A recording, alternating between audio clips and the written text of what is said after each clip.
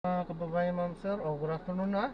This is Jam, the Filipino channel, ang inyong pong lingkod. So today is November 10, 2025 at tayo ngayon ay andito sa may Ben Rosoa building sa may barangay 4067 Sampaloc, Manila. At dadalhin po natin yan sa may Vira Mall entrance sa may Service Road, Green Hills, San Juan Green Hills po yan. Green Hills San Juan. Okay, so magbabalik po tayo mamaya konti po pag nakuha na po natin sila. Disclaimer lamang po, ang content po natin ay kalsada at hindi ang passenger. Kaya nga naman, sakasakali man po na may marinig kayo mga pangalan ng lugar, pangalan ng tao, pangalan ng organizations, government o private man yan, eh wala pong kinalaman ng channel ito. At wala pong pinapatungkulan. Lahat po ng pinag-uusapan dito ay pawang dito lamang po yan sa loob. At wala pong pinapatungkulan sa labas. Okay po, magbabalik po tayo mamaya konti pang nakuha na po natin sila. Thank you. Open po ba bukas? Of the restaurant. Oo nga, So, oo. sana ang makinig sila. Kasi ayaw naman namin yung abala rin sa amin. Tutusin mo. Kasi it's the saving of their life. Eh, kung minsan hindi nila na-realize eh. Ang hindi rin nila nare-realize, Governor, no? Kasi minsan, yung ating mga tauhan mismo, yung ating mga rescuer mismo, yan po ay apektado rin. Pero ay, kumbaga yung kanilang sakripisyo pa rin. Yung trabaho nila ginagawa pa rin. Oo. Pero kung minsan, pagkatagtagan ng bagyo, then it is also high risk sa mga rescuer. We usually do not do that also. Oo, para sa kaligtasan. Kaya nga meron yung mga preventive and all that, kung minsan matitigas ang ulo, ayaw makinig. Oo nga. Then, ang dami nilang masasabi pagka hindi sila na-attendan on the height of the typhoon also. Yung mga ganitong panahon kasi, abay, magtutulungan na po tayo. No? Huwag na po natin pahirapan. Makinig lang sila. Oo. So, sabi niyo po kanina, nag-uwi yung mga evacuees, declared safe May naman. mga areas na nag-uuwian na. Pero mayroon yung mga iba na walang uuwian. Ayan, Kasi nawasak na. sira na nga. Pero declared okay na po na mag-decamp ang evacuees natin. Mas okay naman. Magsiuwian na. Oo. Well, yung mga iba, may mga areas na hindi pa rin. So, it is a case-to-case basis kung anong assessment ng local government sa kanila. Ayun, yun nga, tama ka dyan, Governor, ano? Kasi dito sa mga, nasa mga evacuation center, kung hindi pa pwede po talagang umuwi, no? Depende naman po yan sa assessment ng lokal na pamahalaan, makinig po tayo. Yan po yung para po sa ating kaligtasan. Governor Eduardo Ortega, maraming salamat po at mag-iingat po tayo sa lahat dyan. Opo, ingat po. Maraming salamat din sa inyo. Maraming salamat. Ingat po. Salamat. Okay, bye. Ating La Union, Governor Eduardo Ortega ating nakasama. Mukhang okay naman na sila ngayon. Sabi nga ni Governor, the weather is improving. So nakakausap na sila at nakakapag-initial assessment na. Ito yung mahirap sa mga the day after tomorrow, partner, di ba? Yung mga kailangan ng magkaroon ng initial na pag-aaral, pag-usuri ng ating mga lokal na pamahalaan, particular ng mga engineer natin. Kung makita nila kung pwede na bang makaalis. At saka hindi dahilan, paano ang pagtulong na ating maibibigay sa mga nagkaroon ng pagbaha doon sa loob ng mga, yung abot yung loob ng bahay nila. Diba? O kaya, yung mga naman ng naging topless, sabi ni Governor, dahil nagsiliparan ng bubong. Kasi ang tulong na pagkain, mga preposition goods naman yan, tubig. Pero yung construction materials partner, hindi kasi yan kasama sa mga price fees na tinatawag. Oo. Diba? So, Yun ang mahal. yun ang mahal. Oo. Diba? Paano ang maibibigay ng pamahalaan? Dahil ang alam ko parang sa katulad sa Cebu, tinulungan ng mga 10,000 pesos yata. Oo. 10,000 pesos sa rebuilding ng bahay, kinonegosyo jar. Oo, ilang bubong, ilang pundasyon lamang yun. Oo. So, eto, makibalita naman tayo, mga kapamilya, mga servisyo, sa isang residente ng Birang Catanduanes. Alamin naman po natin ang sitwasyon nila doon, si Bernadette Diana na ating mga kasama. Bernadette, magandang hapon. Kumusta kayo dyan? So far, surviving and surviving. Kamusta po yung Ma'am Bernadette? Kamusta na yung panahon ngayon? Gumaganda na rin ba? Opo, sir, and medyo makulimlim po ngayon. So Opo. far, wala ng ulan, pero medyo makulimlim po. Kailan And yung mahangin ano? pa rin. Kailan po, Ma'am Bernadette, yung pinakamalakas na inyong naranasan simula kahapon? It's 10 a.m. po. Kanina? Ay, Kahapon. kahapon yan, kahapon. Then, nagsimula nang humabuti yan. Aga, Yes. meron na. Like, na-interview ako nung yesterday is 8, then mga 10, yan, nagsimula na talaga siya ng ano, todo. Sa, dito sa amin, sa Bigaa po. Kwento mo nga, Ma'am Bernadette, no? Yung mga alas 10 kahapon, ano yung inyong naging karanasan dyan sa Virac? Ano po, unti-unti na po pumasok yung water, ano naman po banda sa may sala, and the control naman, agad-agad naman siya humupa. Oo, yung hangin, malakas. Yes sir, yes sir. Ano mas malakas dyan nun, Ate Bernadette? Yung yung hangin o yung ulan? Yung ulan ma'am, never po na-expect yun. Parang first time in the history in Catanduanes po na talagang tubig, ang daming tubig. Oo. Kasi sa hangin ma'am, sanay na kami.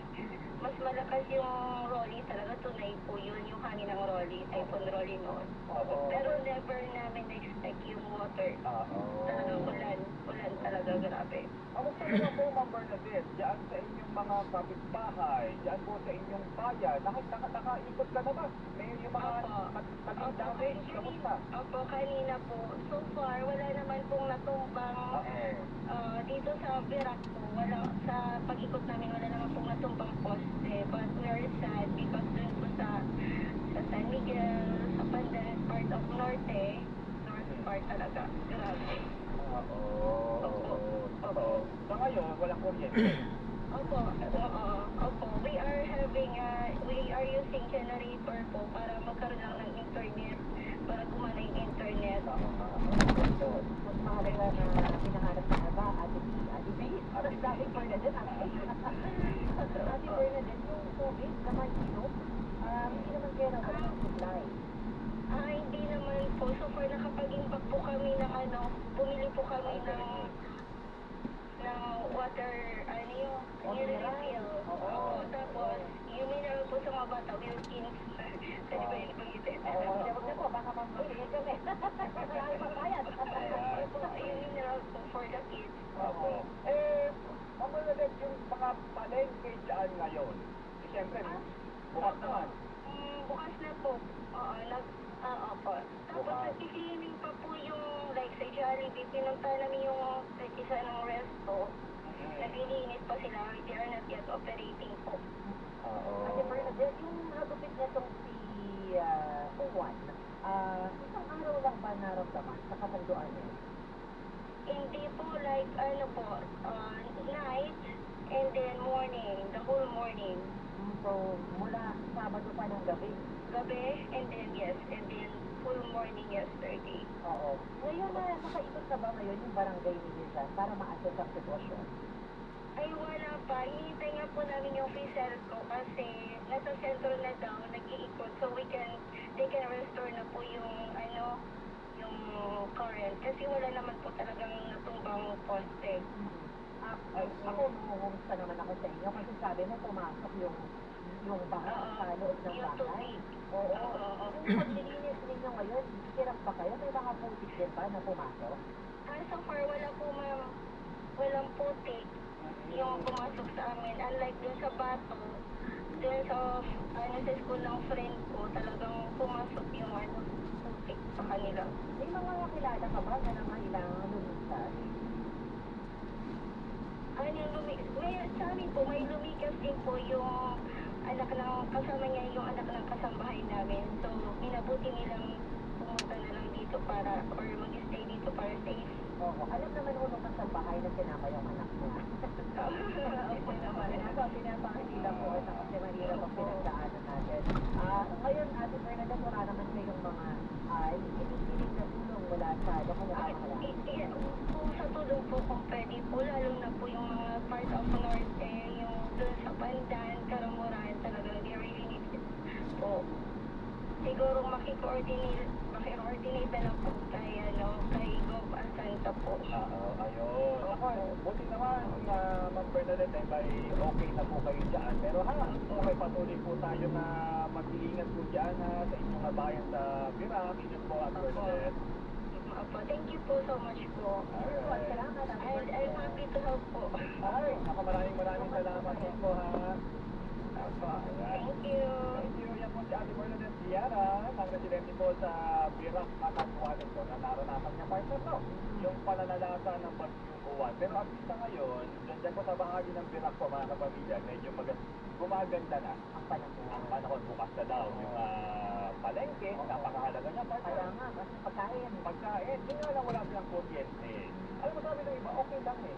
Oo, basta may tubig. Basta may tubig. Tubig yung kailangan eh. Oo. Sa mga ka-survive sa kahit ilang araw na wala kang pagkain, basta may tubig na rin mo. Oo. Natubig ka. Kasi at saka yung hygiene natin. So, pagkatapos nga nito, na-realize sa partner na katulad ng mga nakausap natin, si Gov kanina, si Gov Ed, di ba? Na hindi nawala yung happy sa mga nasalanta. No? Kahit nahirap tayo, meron tayong pinangkukuhanan ng silver lining. No? Well, thank you so much. At least a ray of hope na hindi tayo masyadong malugmok sa hirap. Kaya nga kapag nakaka-encounter tayo sa mga kapamilya natin na hirap bumangon sa dami ng mga naranasan katulad na lang sa Cebu, tayo naman yung tumulong sa kanila, diba? Baka mamaya talagang hindi nila kaya. Maraming pinagdaanan. Let's speak the life, diba? Sabi na kapamilya forever, diba? Spread the love. So maging tayo naman po yan para sa ating mga kapamilya din. So ako na lang mga report mula sa ating mga radyo patrol, ilang paliparan sa bansa, balik operasyon na. Dahil ang bansang kumpletado, sigurado ating radyo patrol, John Garner John. Freedom sa pangunang inspeksyon, wala ang unang maisulat ng malaking sala sa mga palitarang paniten sa ilang tirang daan ng isabi, bubong, gas fire at services. Ginawi na rin ng kaap ang mga notice to airmen sa Bicol International sa Bale, Naga, Birak, Daet at Kawayan. Samantalang bukas na rin sa operasyon ng Baguio Airport, subalit nananatiling suspendito ang virtual flight route dahil sa mga mahinang visibility control ng tuloy-tuloy na pagkulan. Samantala pa rin suspendito ang operasyon ng mga paliparan ng Pulan, Bico o Bacol, Sanglit, Clariden, Iba at Subic. Ayon sa Ikaap Director General Retired Lieutenant General Raul del Rosario, pupunta ng pagkukumpuni ng mga natirang pasilidad para agad maitagpan sa Bico at hatiyak ang tuloy-tuloy na kaligtasan na ang lahat ng operasyon ng mga paliparan. Patuloy din ang monitor ng PAAP ang sitwasyon at pinapayuan ng publiko ng sundan lamang ang mga opisyal na gusto mula sa mga paliparan para sa mga pinakabagong informasyon. At yan ang balitang kumpirmado sigurado. Ito ang Radyo Patrol from Garner, FM. Maraming salamat, John Garner. Samantala, partner, kumustahin naman po natin ang sitwasyon dito sa evacuation center sa Malolos, Bulacan na nanawagan daw po ng gamot para sa mga batang may sakit. Sino ba yun nandun?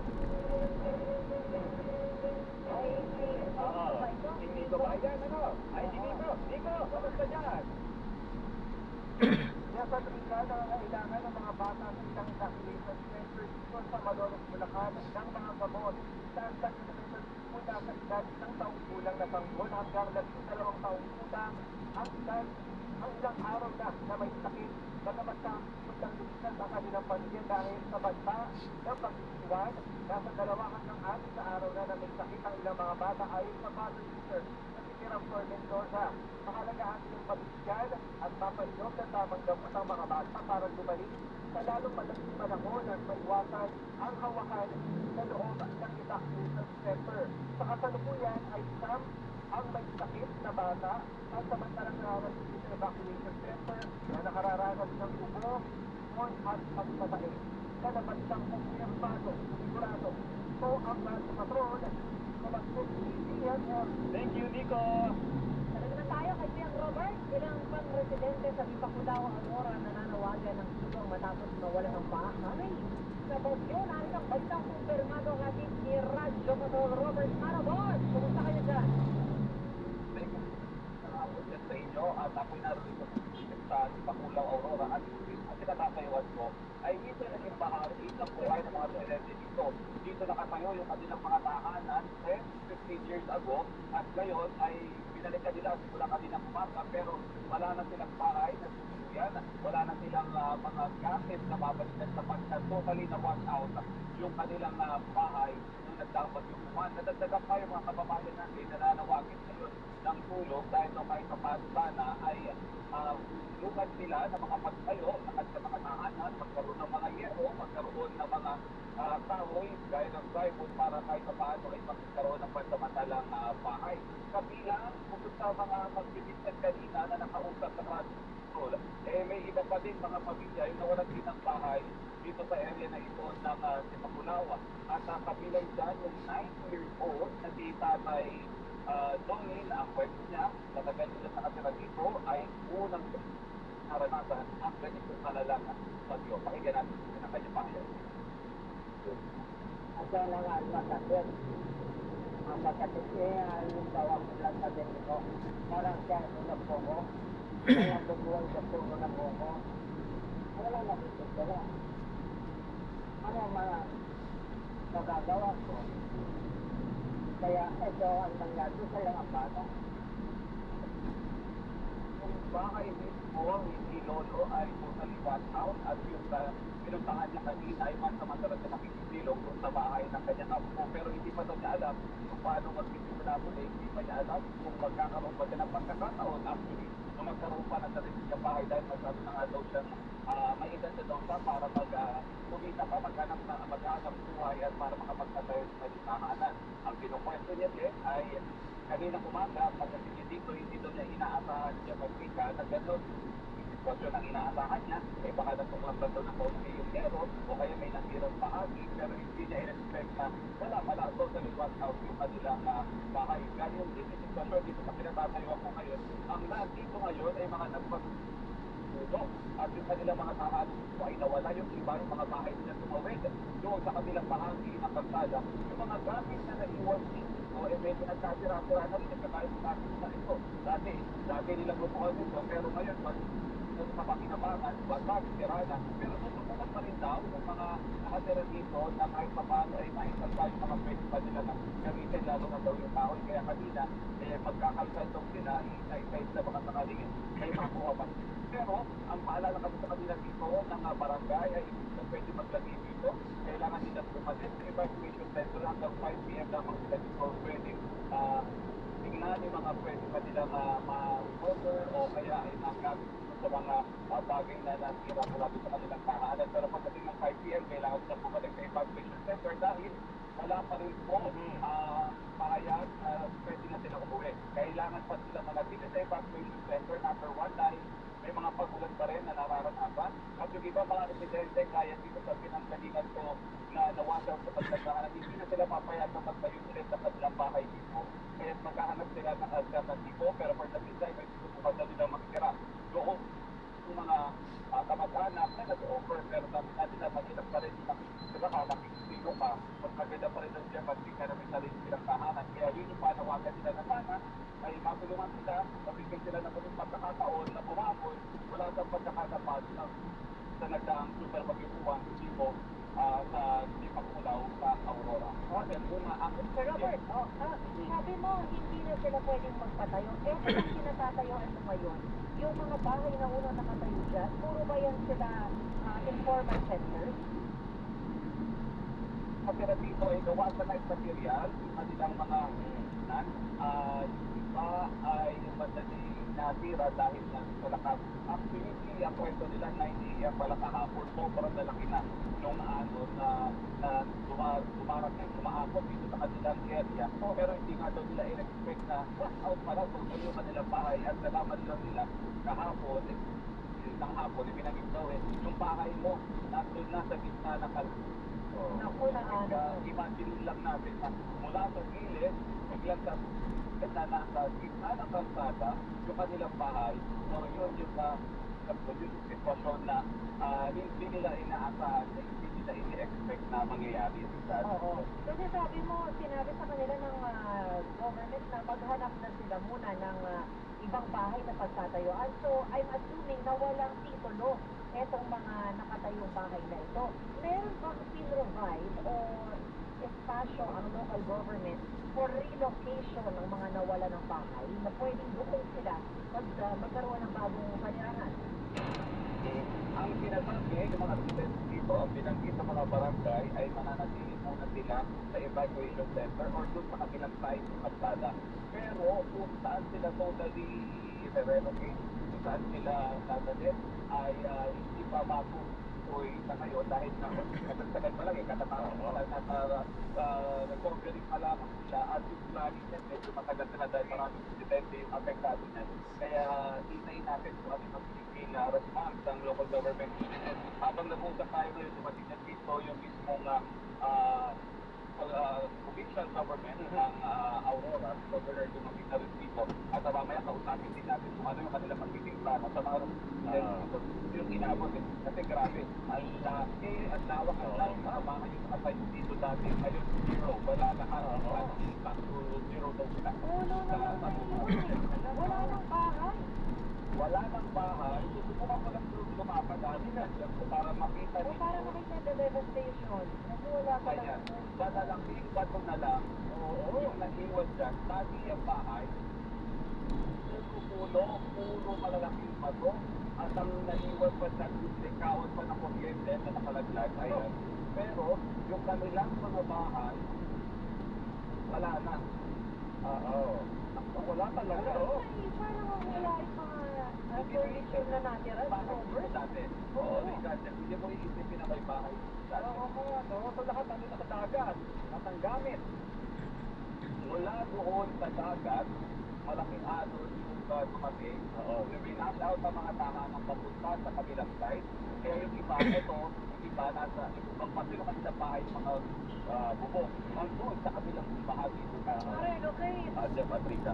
Pero Robert, nakikita namin no, dito sa video no, kanina na yung ipinadala sa amin na may parang may mga tulong na ibinahagi. Ayan, nakikita natin sa ating mga video na mamahagi ng tulong. Ano bang tulong ito yung dala dyan, no? Oo, Jeff Patricia, kasi alam naman natin, expected.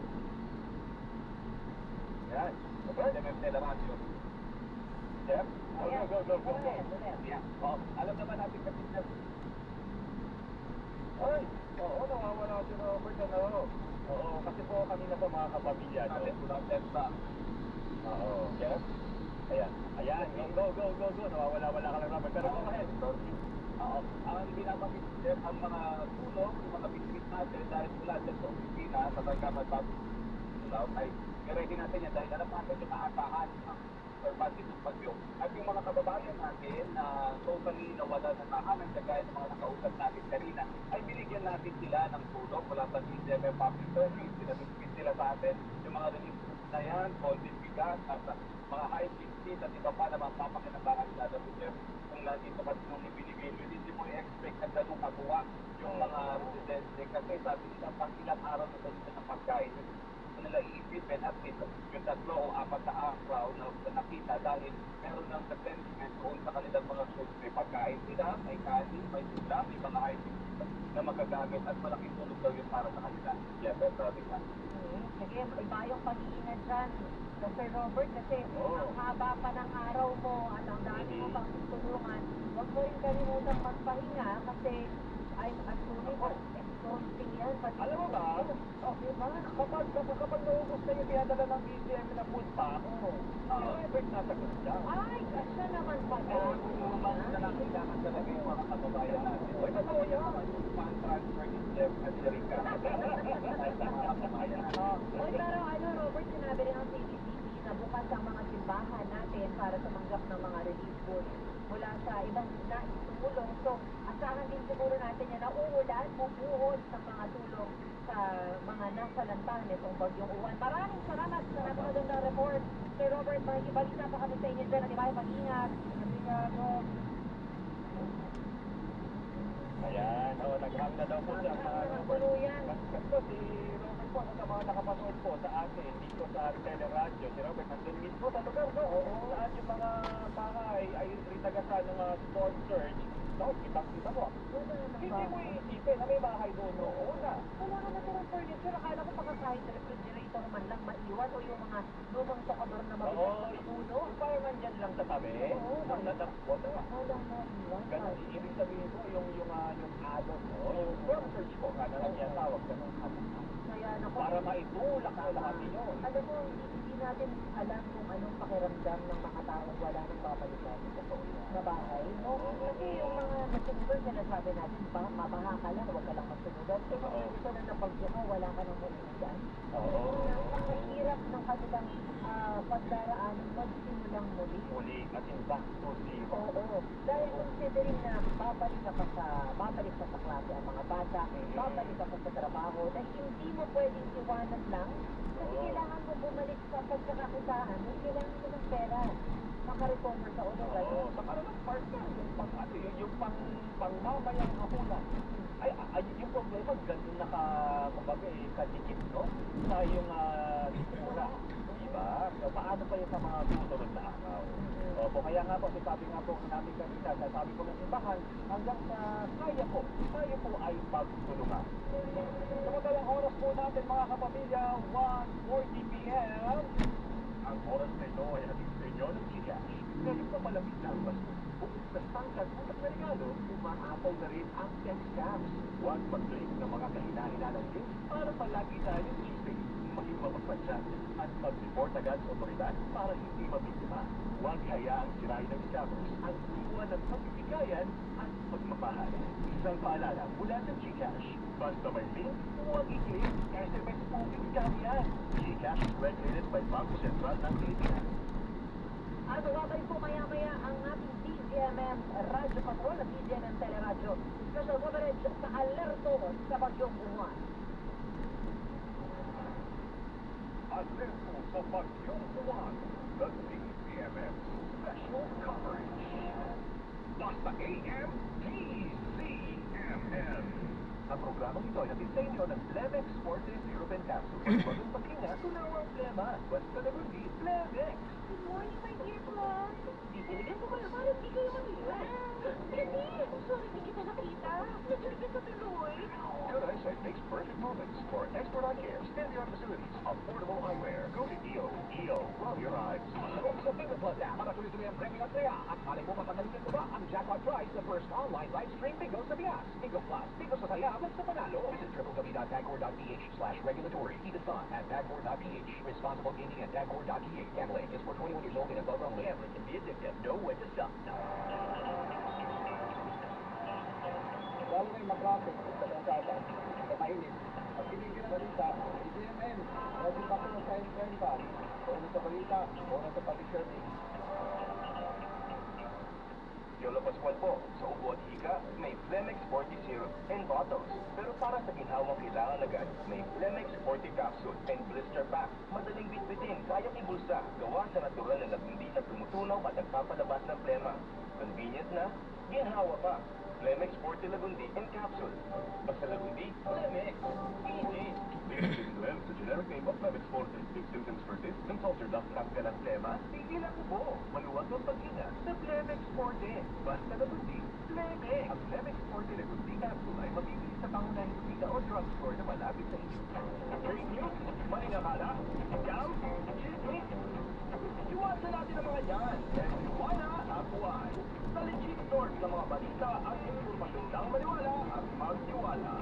I-follow ang official page ng DSWD at DSWD Serve sa Facebook para sa tamang tulong sa tamang informasyon. Tandaan, at DSWD Serve sa Facebook o iskan ang QR code na ito dahil bawat buhay ay mahalaga sa DSWD. Basta AM, DZMM. Alerto sa bagyong Juan, the DZMM special coverage.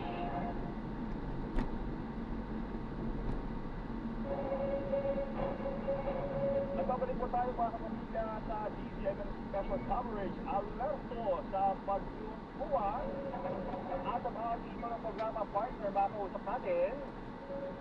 Ang ating head naman ang PRMO sa Batanes, si Sir Dan Esdico. Ako partner, alamin pa natin ang nangyari kasi hindi pa rin naman nawawala talaga yung uwan doon sa northern street ng ating bansa. Sir Dan! Jeffrey at Rika po sa alerto sa uwan ng DZMM Radyo Patrol. Kumusta po kayo dyan? Sir Dan, salamat po. Ayan, go ahead, Sir Dan. Kamusta na po ang sitwasyon po dyan sa Batanes sa mga oras na ito? Ito, sa kasalukuyan po ay nakakaranas pa rin tayo ng medyo magsungit na panahon. Nagpabugso-bugso ang ulan at hangin. At patuloy yung nararamdaman ng bagyong Suwan dahil signal number 2 na po tayo ngayon. Ito. Opo. Sa ngayon po, simula po, no, nung maramdaman po talaga natin, no, ito nga pananalatan ng bagyong uwan po kahapon at hanggang ngayong umaga, sabi nyo nga po, hanggang ngayon, Sir Dan, medyo malakas pa rin at ramdam pa rin ang bagyo. Ano po yung mga initial na damages po na naatin kong naitala dyan sa Batanes? Sa ngayon po ay wala pa rin official report na mga damages, pero ay po nandito na pansamantalang ginawa ay muli po niyang inalikan ng katulad ng isang kalsada namin sa National Road sa bandang South Municipality, inalis po yung pansamantalang nilagay nila, kaya ayun, inuulit na naman po ng DPWS dahil para mayroong access road. Opo, wala pa namang report ng mga damages sa crops dahil patuloy pa rin sa ngayon na nararanasan natin. So, hopefully ay higinan na rin po. Wala ko, sana nga po, Sir Dan. Pero sa ngayon po, ilan po sa ating po mga kababayan dyan sa Batanes ang nasa mga evacuation center pa po? Sa ngayon po, ay konti lang po yung ating evacuation center natin. Bago po sa bilang natin na kanina, kung ano po, 10 pamilya, kumbaga kasi ano siya, dahil sige sa pero ang individual po ay abot lang po ng 17. Pero kasi halos sige lang po yung ano doon dahil mga iba doon ay mga trabahador po ng isang nangontrata ng isang project dito at nasa asbaras lang po sila kaya po pansamantala natin evacuation center po sila. Oo. Sir, kumusta po ang weather dyan? Kasi mukhang hindi pa naman po talaga cleared sa northern part ng ating bansa yung bagyo. Ano po? Yes po, umiikot pa sa atin ang bagyo. Bagamat lalabas ng PAR, pero babalik ulit dito sa bandang norte namin. So, malamang ilang araw pa kami dito makakaranas ng ganitong medyo mahangin at maulan-ulan. Pero hopefully, bukas sana ay umupa na rin para makapasok na rin po ang mga bata sa school dahil wala pang pasok ngayon at pakito. May stranded po bang mga turista? Yes po, meron tayong mga stranded dito. Sa kasalukuyan po ay ang bilang po ay 49 sa mga turista po. Opo. Yan po ay mga foreigners, Sir Dan? O local? Yes, meron po nakahal. Karamihan po dyan local. Meron po mga ilang na foreigner na dito sa Batanes. Pero mga 6 lang po yata yung foreigner doon. Sa rest ay mga local po. Pero meron din kami mga stranded na local na pumaten dito sa isang Filipinang school, mga estudyante at teachers. Sige po, sir. Hindi naman nakabalik sa isla ng Impayat, kaya ayun, stranded na rin po sila dito sa Batangas. Oo. So, sa ngayon po, dahil may mga hangin pa po, hindi pa po pwedeng lumipad, magpalipad ng mga aeroplano pabalik. Yes po, hanggang meron pa Ayan, so na-drop na natin sila. So maraming salamat po sa panonood. wala pong pinapalipad. Hanggang sa muli po, ingat at God bless. Paalam po muna, pansamantala tayo ay gagawa na ng ibang video sa ating susunod na misyon. Paalam po. This is Don Parayan, The Filipino Channel, ang inyong po. Paalam po.